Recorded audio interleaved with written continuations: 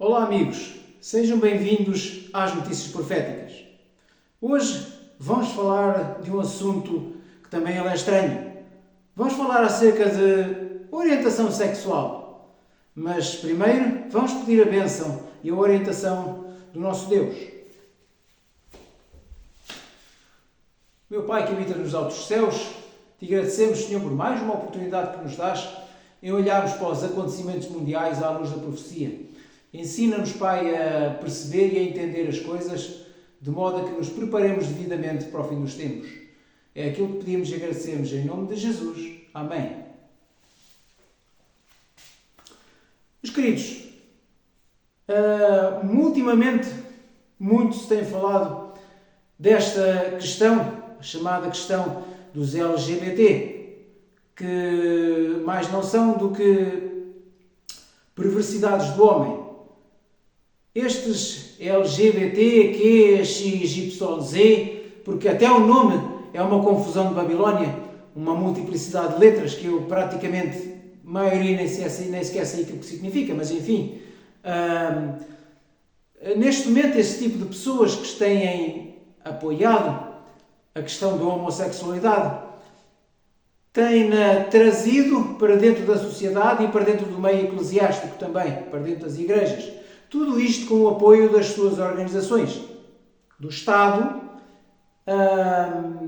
e das igrejas e das diversas áreas dentro da sociedade.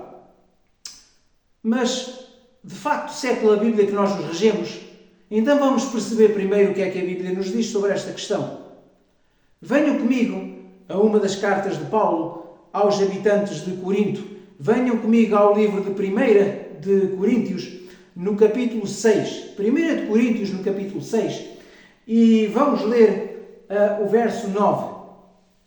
E diz-nos o seguinte: Não sabeis que os injustos não herdarão o reino de Deus? Não vos enganeis. Nem os fornicadores, nem os idólatras, nem os adúlteros, nem os efeminados, nem os homossexuais. Verso 10. Nem os ladrões, nem os cobiçosos, nem os bêbados, nem os maldizentes, nem os que praticam a extorsão herdarão o reino de Deus. Vamos voltar um pouco atrás. No verso 9 termina com uma classe de pessoas. Várias, de facto, com 3 classes de pessoas. Primeiro o apóstolo Paulo nomeia os adúlteros, os efeminados e os homossexuais. Meus queridos, não vos parece familiar que este movimento LGBT, que é não sei das quantas, se esteja impondo a si próprio à sociedade, sendo constituído por homossexuais e efeminados? Não vos parece estranho que esta sociedade ou este sistema que jaz no maligno, que esteja a empurrar pelos nossos olhos dentro e pelas nossas consciências dentro o pecado, digamos, na sua visibilidade quase que mais horrenda e mais suja? Não parece que, mais uma vez, a lei de Deus esteja deitada por terra? Meus queridos, quando Deus criou o homem na sua infinita sabedoria, o homem e a mulher, o ser humano, quantas pessoas é que Ele criou? 2 pessoas. Ok? Até agora estamos todos de acordo. Quais foram os géneros que Ele criou? De facto, a Bíblia diz-nos em Gênesis capítulo 1 que Ele criou o homem e a mulher. Macho e fêmea os criou. Bom, então se Deus criou um homem e uma mulher, por que razão é que o mundo está-nos dizendo que afinal de contas é correto que o homem se una com o homem e a mulher se una com a mulher?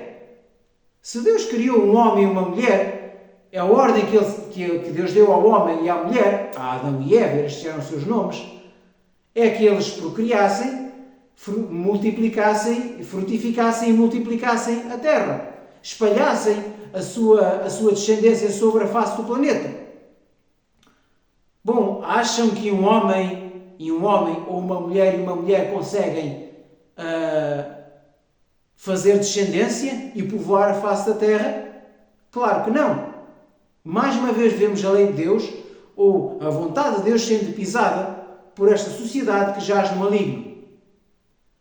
E a questão, meus queridos, é que a mente das pessoas está tão lavada, tão obtusa, tão fechada.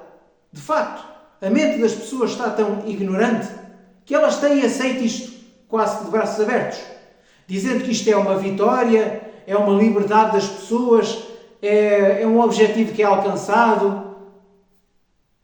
Por acaso, a sodomia, por acaso, a vontade de Deus sendo ridicularizada e pisada é alguma vitória? Tampouco. É uma derrota. Inclusivamente, há um quadrante da sociedade que eu queria sublinhar. As igrejas, sejam elas quais forem, e falamos de católicos e protestantes, falamos do catolicismo, falamos das outras religiões, como o presbiterianismo, o adventismo e por aí fora, têm aceite, ainda que não oficialmente, mas têm aceite nas suas diversas congregações, e muitas delas têm aceite esta corrente maligna, esta corrente do mal, este movimento demoníaco de homossexualidade. Meus queridos, não é porque o homem quer que Deus tem que aceitar. Deus tem uma lei, Deus tem um propósito para a humanidade. Não se deixem enganar. O fim destas pessoas, o fim daqueles que amam o pecado, é só um. Sabem qual é? A Bíblia diz-lo. É o lago de fogo. É a morte eterna. Não adianta se o governo apoia estas ideias. Não adianta se as instituições religiosas vêm apoiar e patrocinar estas ideias, dizendo e inventando a teologia da inclusão, que devemos incluir as pessoas no meio de nós com os seus pecados, sem necessidade de arrependimento, sem necessidade de mudarem a sua condição pecaminosa. Mais uma vez, não se deixem enganar por estes sofismas e estas falácias do diabo. Porque todos nós sabemos acerca deste ponto, a verdade é clara para todos. É errado um homem unir-se com um homem, uma mulher unir-se com uma mulher. É errado um homem vestir-se e fazer a abominação até mesmo de transformar o seu corpo no corpo de uma mulher e uma mulher, consequentemente, também num homem. Isto é abominação aos olhos de Deus. É uma aberração. Portanto, meus queridos, vocês não têm que aceitar este tipo de pecados. Vocês não têm que aceitar este tipo de correntes ideológicas. Estas teologias que agora nos vêm colocar pelos nossos olhos dentro. As igrejas têm aceito e têm incorporado isto só para fazer a vontade ao Estado. Porque sim, se o Estado patrocina uma coisa, as igrejas não podem dizer o contrário. Ou então serão fechadas. E é claro que muitos sacerdotes religiosos, muitos diretores religiosos não querem ver as suas igrejas fechadas, porque aquele é o seu ganha-pão. Então preferem pactuar com o pecado do que viver pela fé. É neste mundo em que vivemos. Meus queridos, o fim está às portas. Jesus está breve a vir, está prestes a voltar. A Bíblia também nos diz que assim como foi nos dias antes do dilúvio, assim era nos dias que antecediam a volta do Filho de Deus. Os homens comiam, bebiam, casavam-se e davam-se em casamento. Ou seja, viviam para os seus prazeres, para satisfazer o seu estômago e a sua mente. Comiam, tecnicamente, e vamos parafrasear, antes do dilúvio, o que os homens sabiam fazer melhor era comer e fornicar. Hoje em dia vemos uma sociedade presa pelo apetite e presa pelo sexo. Diz a Bíblia. Assim como era nos dias antes do dilúvio, assim é antes da vinda do Filho do Homem. E nós estamos a ver isto. Porém, voltamos à mesma. Há um fim reservado para todos aqueles que aceitam o pecado junto com o pecador. Meus queridos, Vamos ver o que é que Jesus acha. Jesus ama o pecador. Jesus morreu pelo pecador. Mas o que é que acham? Qual é a opinião de Jesus acerca do pecado? Acham que ele ama o pecado? Tampouco. Jesus odeia e abomina o pecado.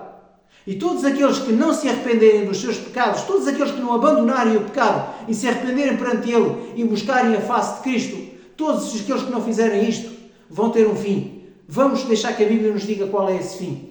Venham comigo ao livro do Apocalipse, o último livro da Bíblia. Apocalipse no capítulo 21, lá mesmo bem no fim.